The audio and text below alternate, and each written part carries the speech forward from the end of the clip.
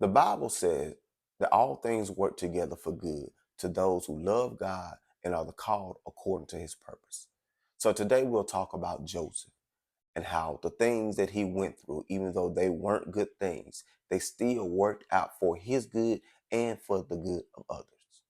Now, Jacob had 12 sons, and Joseph was one of these 12 sons. And Jacob loved Joseph more than he loved his others. He showed him favoritism. When the other sons were out working in the fields and out watching the flock or whatever they were doing, he would always send Joseph out to see what his brothers were up to. He also gifted Joseph with a coat of many colors, as the King James Version says. And so we can understand why his brothers began to build resentment against Joseph, because they could see that he was their father's favorite. And so Joseph had these dreams. And in one of the dreams, all him and his brothers all had stalks. And their stalks bowed down to his stalks. And in another dream, he had a dream that the 11 stars bowed down to him, and also the sun and moon. And he began to share these dreams with his brothers and with his father and mother. And his brothers began to hate him even more. And even his father was kind of taken aback, saying, are you saying that your mother and I are also going to bow down to you? And so what that lets us know is that you can't always share the dreams that God has given to you with others, especially with those who think that they know you. Jesus said it like this: a prophet is not without honor, except for in his own country, among his own people. Because the people that think they know you the most can't see you being any more than you have already been. And so because of this, Joseph never was considered in the eyes of his brothers as someone who could be great. He didn't have to do any work. His daddy gave him everything that he asked for. His daddy gifted him with special gifts and special privileges. And so one day, as they're out in the fields working and they see Joseph coming, they say, "Oh, here comes that dreamer. Let's kill him." And then the older brothers, he said, look, let's not kill him.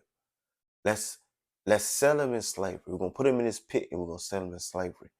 But what we'll do is, so father think that he died, we'll take his coat of many colors. We'll kill a goat and we'll put blood on it. And we'll take the coat back to father and say, "Look, father, an animal must have attacked him because this is all we have left." And so they did that. They put him in a pit. They take the coat back to Jacob, and Jacob is devastated. He cries and he sobs because Joseph is gone.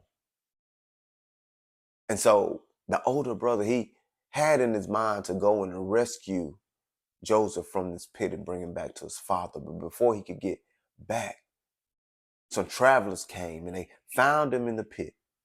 And when they found him in the pit, they got him up and they took him down to Egypt and they sold him into slavery. And so when they sell him into slavery, they sell him to this man called Potiphar. And Potiphar was one of Pharaoh's officials. And Potiphar kept Joseph in the house as a slave. And because the Lord was with him, as the Bible tells us, Joseph began to be an excellent servant. So excellent that Potiphar places him over everything in his house. Everything in his house. Potiphar didn't know how much money he had, how many cattle he had, how much food, none of that, because Joseph took care of everything. And so Potiphar's wife began to have eyes for Joseph. She began to try to seduce him. And Joseph began to reject all of her advances. So one day Potiphar is away and she catches Joseph in the house by himself. And she once again says, "Come and lay with me." And Joseph said, "Look, I can't do this evil." He said, "Your husband has set me over everything in his house, everything except for you." He said, "I can't do this evil against him or against my God." And so she grabs hold of him. And when she grabs hold of him, he breaks free and he runs. But when he breaks free and runs, the jacket that he has on comes off. and she holds on to that jacket. And so when Potiphar comes home, she presents him with the jacket and frames him and said, look what you brought into our house. Look what he has tried to lay with me.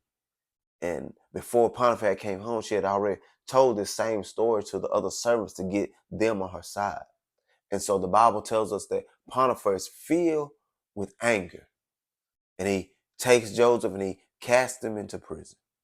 And so now not only has Joseph been sold into slavery, but now he's cast into prison for a crime that he didn't commit.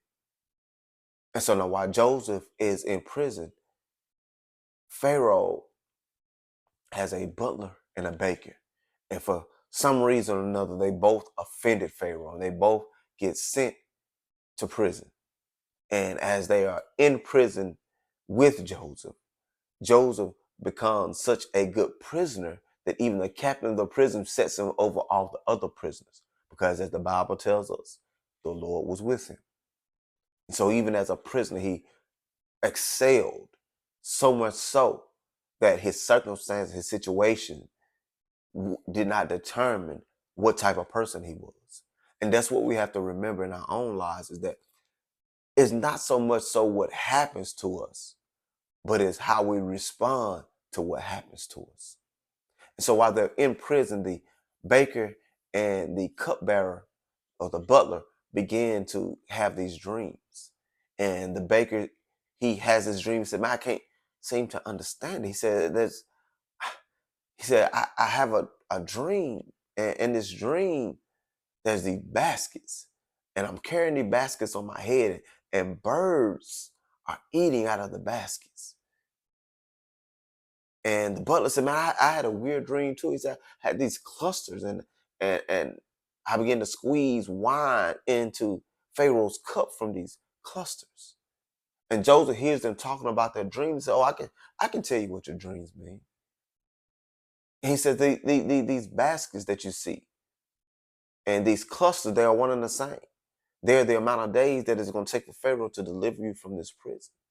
He said, but Baker, those birds that are eating the bread out of your head, out of the basket on your head, they stand for the fact that Pharaoh is going to take your head when he takes you out of prison. He said, but Butler, the fact that you were squeezing from the clusters into Pharaoh's cup, that means he's going to restore you back to the position that you had before. He said, when he restores you back, please don't forget about me. And so just as sure as Joseph said, the days were accomplished and Pharaoh delivers them out of prison. He takes the baker, cuts off his head, takes the butler, sets him back in the place that he was at. And so now Joseph's thinking, surely I'll be delivered from this prison. But 2 years pass and the butler forgets all about him. And so by this time, Pharaoh begins to have troubling dreams. He begins to call all of his magicians in and say, I need someone to interpret this dream that I'm having. He said, it's two dreams and they're so weird to me. He said, one of these dreams, I see 7 stalks and 7 goodly, I'm talking about the 7 goodly stalks of corn. I mean, they are wonderful, plump and plush. And then I see 7 stalks that look blighted. They are probably the worst stalks I've ever seen. But the weird part is that the 7 bad stalks eat up the 7 good stalks, and you would never know the 7 good stalks were there. He said, and it's another dream I have too. He said these 7 good heifers. I mean, they're thick and they're fat. And he said these 7 lean cows that I see. I mean, as lean as can be, you can see their ribs. He said, the skinny ones eat the fat ones, but they don't gain any weight. They're just as skinny. You would never know that the 7 fat ones were there. And no one can interpret Pharaoh's dream. He begins to get frustrated. He said, well, look, if can't nobody interpret my dreams, then what are you good for? You know what? I'm killing everybody. And it's then that the butler remembers. He said, oh my God, I forgot. Now, Pharaoh, he said, look, don't kill everybody.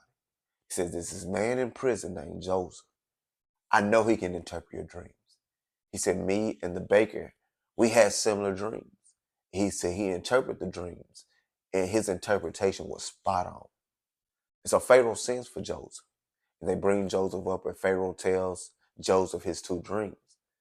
And Joseph said, look, it's not in me to tell you your dreams. He said, it's God that gives dreams and the interpretation. He said, but I can tell you what your dreams mean. He said, look, the two dreams are the same.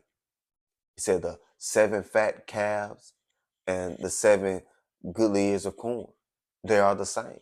The 7 lean cows, the 7 lean ears of corn, they are the same. He said, there are going to be 7 years of plenty to where the harvest is overflowing. He said, and after that, there are going to come 7 years of famine. So much so that everyone is going to forget about the 7 years of plenty.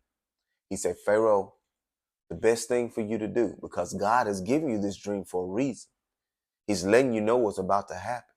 He said, the best thing for you to do is for you to set someone over the resources during these 7 good years to store up food so that the people will have food in the 7 lean years. And Pharaoh was impressed by the interpretation. He said, look, he said, I can't find nobody wiser than you. He said, if God has given you the interpretation of the dream, who else do I need to set over this administration but the one who God has given his wisdom to? So now he delivers Joseph out of prison. He sets Joseph over the administration of the food in Egypt. And Joseph is doing so well with the administration of the food over Egypt, that Pharaoh said, look, I'm going to set you over everything. He said, Joseph, I want you to be my right-hand man. He said, the only thing that I will be over you in anything is of the throne. I'm going to be Pharaoh, but you're going to run this country. And so he places Joseph in this position, and Joseph begins to store up food for when the time of the famine comes. And so the 7 years come, and there's plenty of harvest, and they're storing up food in preparation for the 7 years of famine. And so when the 7 years of famine come and the food supply is scarce, the people begin to come and buy food from Pharaoh. And they begin to buy food, and all the people in the surrounding countries have to come and buy food. And they begin to give Pharaoh cattle. And then all of a sudden, when they run out of cattle, they have to give Pharaoh their land. And then after they run out of land, they look, Pharaoh, take ourselves, because if we don't get the food, we going to die. And so in Canaan, Jacob hears that there's food down in Egypt. And he calls his sons together. He said, look, I need you to go down to Egypt and buy some food. And so he sends his sons down to Egypt, and they buy food down in Egypt. And when they come, Joseph recognizes his brothers, but they don't recognize him. And he put them through a few tests, put them through a few situations. And he locks Simeon up and say, look, I'm gonna keep him here because you told me your father has another son. And in order for me to believe that you're not lying to me, and that you're not just some spies trying to see how bad the land is, I want you to bring the other son so I can see him. Because see, the other son of Jacob was Benjamin, who was Joseph's only full brother. And so he missed his little brother so much he wanted to see him. And so they go back and they tell Jacob everything that has happened. They was like, look, and Jacob was like, look, we just gonna have to starve, because look, Joseph is already dead. Simeon is locked up. You're not gonna take Benjamin from me too. And so he goes on with this for a while, and after a while, he's like, look, they're like, Dad, we can't starve to death. You got to let us take Benjamin. He said, well, you can take him, but if you don't bring him back, it's gonna kill me. And so they take Benjamin down, and he sees Benjamin, and Joseph is so overcome with joy and happiness at seeing his brother that he has to run out so he can go and cry tears because he had missed him so much. And then he comes back in and he gives them food. And when he gives them food, he have one of his servants to place his cup in Benjamin's pack. And so when he placed the cup in Benjamin's pack, and they leave, and when they go, as they go, he sends his servants to go and say, one of y'all has stole the cup of our master, the cup that he uses to divine things with. And they like, look, we're not thieves. And he said, look, whoever you find with the cup, you can take it. And so they go and he looks through all of their bags and he finds the cup in Benjamin's bag. And they begin to panic because they know that they can't go back to Jacob without bringing Benjamin. And so they go back, and when they go back and they say, look, we got to go back. He said, look, our father's already lost one son, the one that he loved the most. And we can't go back without this one in order to kill him. And it's so much that it overwhelms Joseph. And he reveals himself to his brothers. And he said, look, go bring my father. He said, because I'm going to give y'all the best land in Egypt. And they go and they bring Jacob. And they set Jacob, and then Joseph sets Jacob before Pharaoh. And he introduces him. And he begins to, Jacob blesses Pharaoh. And as they begin to settle down in Egypt, after all of this has gone on, they begin to settle down in Egypt. And Jacob gets older and older and he dies. And once he dies, the brothers are worried that now that their father's gone, that Joseph is going to take revenge. And so they send a messenger to Joseph and say, look, tell Joseph that Daddy said for him to forgive us. And Joseph sends a message back. He said, look, let me read it how the King James says it. He said, but as for you, you thought evil against me, but God meant it unto good, to bring to pass, as it is this day, to save much people alive.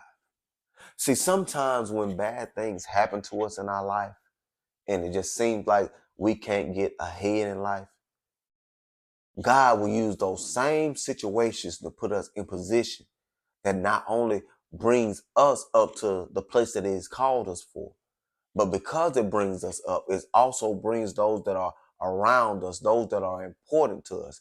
It brings them up to the place that God wants them to be. See, with Joseph, he was hated by his brothers. He was sold into slavery. He was falsely imprisoned. All of these things just to get him down to Egypt so that Pharaoh could put him in position not only to save Egypt, but also to save his family so that God could keep the promise to Abraham that he made hundreds of years ago to make Abraham a great nation, to give the land of Canaan to his descendants, because God couldn't have done that if they had died of starvation. But because God is a God that keeps his promises, he used every situation. He used the fact that Joseph's brothers was jealous of him and wanted to get rid of him to put Joseph in the position so that God could keep his promise. And he does the same thing for us when he makes us promises. Even though things come in your life that seem like they go against God's promise, it seems like there's no way God can make his promise come to pass with what I'm going through. God will use those same situations to put you in position, because though those situations were meant for evil by those who done it to you, God meant those situations for good, because not only are they going to put you in the position to be what he have called for you to be, but it's going to shape and mold you to be the person that's able to handle the position that he puts you in. Don't forget to like and subscribe. Y'all be blessed, and I'll see y'all on the next video.